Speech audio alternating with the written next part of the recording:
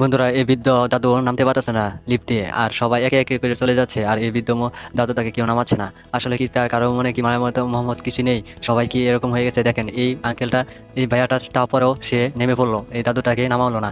এরকম করতে করতে সামনে পিছনে বন্ধুরা, এই পিকটা যদি চিনে থাকো, তা ভালোবেসে থাকো, তাহলে লাইক দাও এবং চ্যানেলটি সাবস্ক্রাইব করে রাখো। সামনে কি হতে চলেছে এটা দেখার জন্য ধন্যবাদ সবাই। লোক আছে, দেখি এরা কি নামাবে কিনা। দেখি এরাও নামাবে না, চলে যাচ্ছে। হঠাৎ করে পিছনের সামনের ভাইটি বলতেছে এই বৃদ্ধ দাদুটাকে নামাতে হবে।